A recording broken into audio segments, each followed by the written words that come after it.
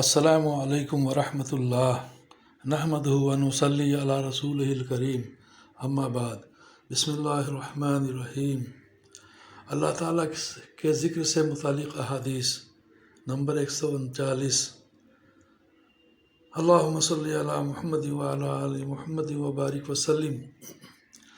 حضرت سہیل بن حنیف رضی اللہ عنہ روایت کرتے ہیں کہ نبی کریم صلی اللہ علیہ وسلم نے ارشاد فرمایا، مجلسوں کا حق ادا کیا کرو۔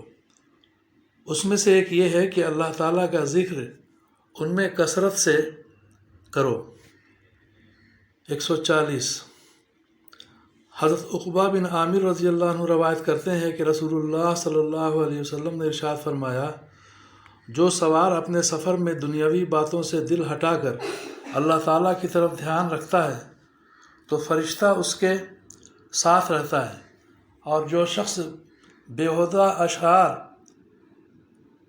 یا کسی اور بیکار کام میں لگا رہتا ہے تو شیطان اس کے ساتھ رہتا ہے۔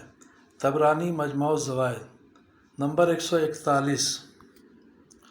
حضرت موسیٰ رضی اللہ عنہ روایت کرتے ہیں کہ نبی کریم صلی اللہ علیہ وسلم نے ارشاد فرمایا، جو شخص اللہ تعالیٰ کا ذکر کرتا ہے اور جو ذکر نہیں کرتا، ان دونوں کی مثال زندہ اور مردے کی طرح ہے۔ ذکر کرنے والا زندہ اور ذکر نہ کرنے والا مردہ ہے۔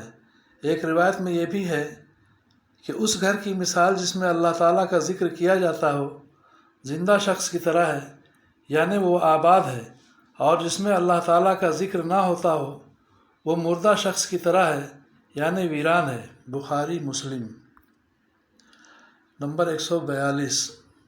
حضرت معاذ رضی اللہ عنہ فرماتے ہیں کہ ایک شخص نے رسول اللہ صلی اللہ علیہ وسلم سے پوچھا، کون سے جہاد کا اجر سب سے زیادہ ہے؟ ارشاد فرمایا، جس جہاد میں اللہ تعالیٰ کا ذکر سب سے زیادہ ہو۔ پوچھا، روزہ داروں میں سب سے زیادہ اجر کسے ملے گا؟ ارشاد فرمایا، جو اللہ تعالیٰ کا سب سے زیادہ ذکر کرنے والا ہو۔ پھر اسی طرح نماز، زکوٰۃ، حج اور صدقہ کے متعلق رسول اللہ صلی اللہ علیہ وسلم نے فرمایا کہ وہ نماز، زکوٰۃ، حج اور صدقہ افضل ہے جس میں اللہ تعالیٰ کا ذکر زیادہ ہو۔ حضرت ابوبکر رضی اللہ عنہ نے حضرت عمر رضی اللہ عنہ سے فرمایا، ابو حفص ذکر کرنے والے ساری خیر و بھلائی لے گئے۔ رسول اللہ صلی اللہ علیہ وسلم نے فرمایا، بالکل ٹھیک کہتے ہو۔ مسند احمد۔ فائدہ: ابو حفص حضرت عمر رضی اللہ عنہ کی کنیت ہے۔ نمبر 143۔ حضرت ابو ہریرہ رضی اللہ عنہ سے روایت ہے کہ رسول اللہ صلی اللہ علیہ وسلم نے ارشاد فرمایا، مفرد لوگ بہت آگے بڑھ گئے۔ صحابہ رضی اللہ عنہم نے عرض کیا، یا رسول اللہ صلی اللہ علیہ وسلم، مفرد لوگ کون ہیں؟ ارشاد فرمایا، اللہ تعالیٰ کے ذکر میں مر مٹنے والے۔ ذکر ان کے بوجھوں کو ہلکا کر دے گا، چنانچہ وہ قیامت کے دن ہلکے پھلکے آئیں گے۔ ترمذی نمبر 144۔ حضرت ابو موسیٰ رضی اللہ عنہ روایت کرتے ہیں کہ رسول اللہ صلی اللہ علیہ وسلم نے ارشاد فرمایا، اگر ایک شخص کے پاس بہت سے روپیے ہوں اور وہ ان کو تقسیم کر رہا ہو اور دوسرا شخص اللہ تعالیٰ کے ذکر میں مشغول ہو تو اللہ تعالیٰ کا ذکر کرنے والا افضل ہے۔ طبرانی مجموع الزوائد نمبر 145۔ حضرت ابو ہریرہ رضی اللہ عنہ روایت کرتے ہیں کہ رسول اللہ صلی اللہ علیہ وسلم نے ارشاد فرمایا، جو شخص اللہ تعالیٰ کا ذکر کثرت سے کرے وہ نفاق سے بری ہے۔ طبرانی جامع صغیر نمبر 146۔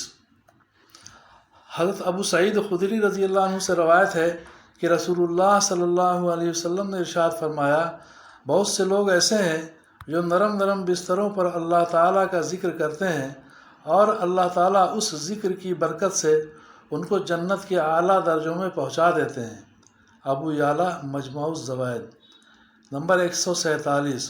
حضرت جابر بن سمرہ رضی اللہ عنہ فرماتے ہیں کہ نبی کریم صلی اللہ علیہ وسلم جب فجر کی نماز سے فارغ ہوتے تو 4 زانوں بیٹھ جاتے یہاں تک کہ سورج اچھی طرح نکل آتا۔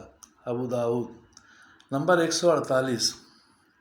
حضرت انس بن مالک رضی اللہ عنہ سے روایت ہے کہ رسول اللہ صلی اللہ علیہ وسلم نے ارشاد فرمایا، میں صبح کی نماز کے بعد سے آفتاب نکلنے تک ایسی جماعت کے ساتھ بیٹھوں جو اللہ تعالیٰ کے ذکر میں مشغول ہو، یہ مجھے حضرت اسماعیل علیہ السلام کی اولاد میں سے 4 غلام آزاد کرنے سے زیادہ پسندیدہ ہے۔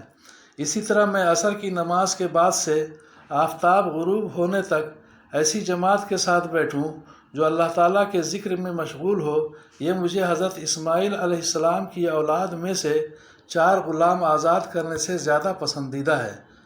ابو داؤد۔ حضرت اسماعیل علیہ السلام کی اولاد کا ذکر اس لیے فرمایا کہ وہ حضرات عرب میں افضل اور شریف ہونے کی وجہ سے زیادہ قیمتی ہیں۔ اللہ تعالیٰ ہم سب کو ذکر کرنے کی توفیق عطا فرمائے اور اپنا دھیان نصیب فرمائے۔ آمین یا رب العالمین۔